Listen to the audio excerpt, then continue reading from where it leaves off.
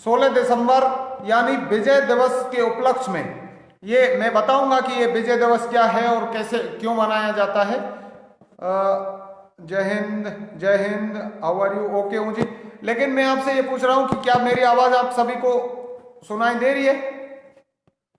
जय हिंद, जय हिंद, जय हिंद, सभी भाइयों को जय हिंद, जय हिंद, जय हो। मेरी आवाज आप सभी को सुनाई दे रही है ना? ओके ओके जी, थैंक यू।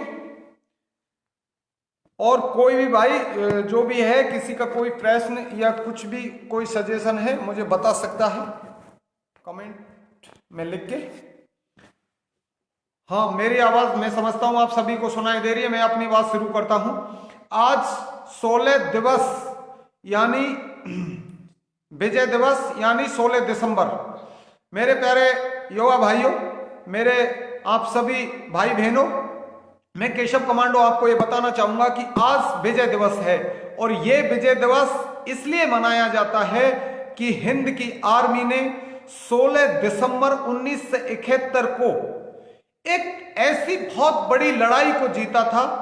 अपने हिंदुस्तान के सभी जाबांजों ने, भारतीय सेना के हम सभी के प्यारे लाडलों ने एक ऐसी लड़ाई से जीत दिलाई थी जो हिंदुस्तान ही नहीं, अब तो इस ब्रह्मांड में पूरे देश विदेशों में ऐसी लड़ाई आज तक कभी किसी ने, मतलब उस तरह का एक इतिहास लिखा था हिंदुस्तान की सेनाओं ने। पाकिस्तान से ये लड़ाई जीत के 93,000 सैनिक को आत्मसमर्पण कराना, मतलब लगभग 1 लाख पाकिस्तानी सैनिकों को आज ही के दिन सरेंडर कराया था। इसलिए ये विजय दिवस मनाया जाता है। मैं मेरे आप सभी युवा भाइयों को ये स्पेशली इस लाइन का फोकस इसलिए करा रहा हूं कि आज का दिन, 16 दिसंबर का दिन, हिंदुस्तान के इतिहास में सुनहरे अक्षरों से जो लिखा गया है वो एक बहुत बड़ी चीज है। उसकी हम जितनी प्रशंसा करें वो कम है। हिंद की आर्मी का जितना भी थैंक्स अदा करें वो कम है। मैं मेरे प्यारे भाई बहनों को ये बताना चाहूंगा और स्पेशली आज की युवा पीढ़ी को ये बताना चाहूंगा कि हमारे अमर शहीदों के प्रति हमारा जो आभार है उसको हम किन शब्दों में प्रकट करें, ये मेरे पास तो इतना ना तो कोई इस तरह का कोई लफ्ज है और ना मेरे पास में मेरी जिह्वा में उतनी शक्ति है कि मैं उनको उनका सम्मान दे सकूं। वो अजब गजब चीज, वो उनका अदम साहस, शौर्य, वो अपने आप में वो पराक्रम कितना रहा होगा, ये आप सभी जान सकते हैं, सोच सकते हैं, समझ सकते हैं। मेरे प्यारे दोस्तों, मेरे प्यारे हिंदुस्तानी भाई बहनों, मैं केशव कमांडो आप सभी को इसी लाइन के ऊपर काफी फोकस करा रहा हूं और ये आपसे रिक्वेस्ट कर रहा हूं कि आपको जब भी मौका मिले हिंद की आर्मी के बारे में आप पढ़िए, हमारे अमर शहीदों के बारे में पढ़िए, उनका सम्मान। मैं तो ये कहता हूं और मेरी लाइनों को आजकल लोगों ने स्मृति लेखों में लिखना भी शुरू किया है, मैं उसके लिए उन्हें थैंक्स कहूंगा कि शहीद राष्ट्र की धरोहर हैं। हर जगह हर समय राष्ट्र प्रथम होना ही चाहिए। हर हिंदुस्तानी की ये सोच और समझ होनी चाहिए। मेरे प्यारे हिंदुस्तानियों और मेरे प्यारे भाई बहनों, जो मुझे आप देख रहे हैं या बाद में देखेंगे, और संवाद टीवी के जितने भी लोग इस समय मुझसे जुड़ रहे हैं, मैं आप सबसे ये भी कहना चाहूंगा कि दूसरे भाई बहनों तक बात पहुंचाने के लिए आप इसको शेयर भी करें। मैं अभी पुणे, क्योंकि ये थोड़ा सा मैं इसलिए आगे पीछे हो रहा हूं क्योंकि कुछ लोग और भी मेरे भाई जुड़ जाएं। मैं अभी रिपीट कर रहा हूं, एक बार और रिपीट करूंगा कि 16 दिसंबर यानी विजय दिवस, यानी कि पूर्वी पाकिस्तान जो आज का बांग्लादेश है, वो हमने, हमारे जितने भी नेता थे, जितनी भी लीडरशिप थी, और हमारी हिंदुस्तान आर्मी के थल सेना अध्यक्ष जनरल मानेकशॉ साहब और हिंद की आर्मी के तमाम जवानों ने अपने बहुत ही बड़ी कूटनीतिक तरीके से अपने अदम्य साहस, शौर्य का परिचय देते हुए, और राजनीतिज्ञों ने, हमारे नेताओं ने अपने बहुत ही अच्छे उम्दा तरीके से इस स्थिति को हैंडल किया, सिचुएशन को जाना, समझा और दुश्मन पर विजय प्राप्त की। मेरे प्यारे भाई बहनों, वो जो इतिहास है उसमें आपने बहुत कुछ पढ़ा होगा, लेकिन क्योंकि मैंने सैनिक जीवन को बहुत अच्छे से देखा है, हिंद की आर्मी का मैं एक हिस्सा रहा हूं, इसलिए मैं आपको ये कहना चाहूंगा कि लड़ाई के जितने भयानक परिणाम होते हैं वो फायदा किसी के लिए नहीं करते हैं, ऐसा मेरा मानना है। लड़ाई कहीं भी किसी का, चाहे आप महाभारत की लड़ाई देखो, आप रामायण की लड़ाई देखो, या दुनिया में जितनी भी क्रांतियां हुई हैं उनको देखो, या विश्व स्तर की लड़ाइयों को देखो, प्रथम world war, second world war, या फिर जितने भी किसी भी विदेशों की लड़ाई रही हो, मैं ये समझता हूं, ये जानता हूं, मैं ये कहता हूं कि लड़ाइयों के परिणाम तो भयंकर होते हैं, लेकिन जब मानवता के ऊपर, जब इंसानियत के ऊपर, जब धर्म, न्याय, सत्य के ऊपर आंच आने लगती है तो फिर लड़ाई जरूरी हो जाती है। और यही उस समय हिंदुस्तान के ऊपर हुआ। हिंदुस्तान के पास में यह आवाज चीख चीख कर पुकार रही थी, क्योंकि पाकिस्तान की सेना और पाकिस्तान, पूर्वी पाकिस्तान जो आज का बांग्लादेश है, उस पर बहुत बड़ा वहां की मानवता पर प्रहार कर रहे थे, उस मानवता को चोटिल कर रहे थे, मानवता को घात पहुंचा रहे थे, मानवता को नुकसान पहुंचा रहे थे। तब हिंद की आर्मी के पास में और कोई ऑप्शन नहीं था। हिंदुस्तान की उस समय की presenting prime minister Shrimati Indira Gandhi के द्वारा जब ये कई बार, कई महीनों तक ये बहुत ही उस तरह से निर्णय लिया गया था, ये कोई अचानक फैसला नहीं था। इससे पहले जनरल मानेकशॉ को इंदिरा गांधी ने पूछा और जनरल मानेकशॉ ने कहा कि अभी हम लड़ाई के लिए तैयार नहीं हैं। तब श्रीमती इंदिरा गांधी ने और इंतजार किया, लेकिन 3 दिसंबर को जब श्रीमती इंदिरा गांधी किसी सभा को संबोधित कर रही थी, उस समय पाकिस्तान के एयर ने, हवाई जहाजों ने हिंद के कई शहरों के ऊपर, कई सैन्य बेसों के ऊपर बम गिराना शुरू कर दिया। मतलब अपने पाकिस्तान अपने अंदर की मानवता को मार रहा था और हमारे देश के ऊपर उन्होंने युद्ध थोपने का पूरा पूरा भरसक प्रयास किया। तब जाके हिंद ने यह स्वीकारा कि अभी लड़ाई जरूरी है, अन्यथा सनातन संस्कृति और हिंद का इतिहास गवाह है इस चीज का कि हिंदुस्तान ने कभी भी मानवता को कुचला नहीं है, इंसानियत को दबाया नहीं है। और फिर इस युद्ध की शुरुआत होती है। यह युद्ध 3 दिसंबर से 16 दिसंबर तक चला और इस युद्ध में बहुत सारा दोनों देशों का नुकसान हुआ, लेकिन क्योंकि सत्य को कभी भी पराजित नहीं किया जा सकता, सत्य को हां परेशान जरूर किया सकता है, और वही हुआ।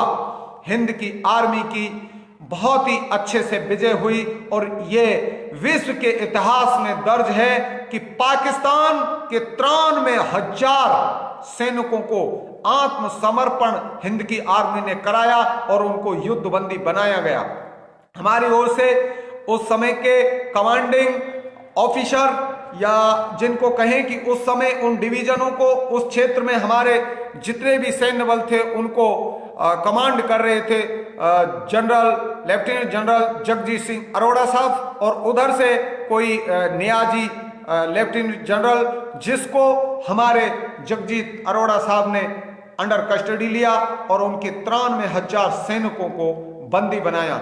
इस लड़ाई में इस पूर्वी पाकिस्तान को, इस आज के बांग्लादेश को हिंद की सेना ने और भारत के तमाम जनता ने इस तरह से आजाद कराया, क्योंकि ये मानवता पर पुकार रही थी, ये इंसानियत चीख रही थी। वहां पर उस पाकिस्तान के द्वारा ही, पाकिस्तान की जो पूर्वी पाकिस्तान था उस पर बहुत बड़ा अत्याचार हो रहा था। तब हमारे लोगों ने, हमारी सेना ने यह संज्ञान लिया कि अभी मानवता को बचाना है। मेरे प्यारे हिंदुस्तानियों, और 3 दिसंबर से 16 दिसंबर के बीच में इस लड़ाई को हमारे जितने भी, क्योंकि आजाद हुए थोड़े ही दिन हुए थे, हमारी सेना के पास में बहुत इस तरह के संसाधन नहीं थे, लेकिन क्योंकि उन लोगों को, उस पाकिस्तान को अमेरिका या वगैरह वगैरह देशों को सपोर्ट था, तो उनका जो भी घमंड था वो सच्चाई के सामने टूट गया और हमने बहुत ही शानदार विजय प्राप्त की।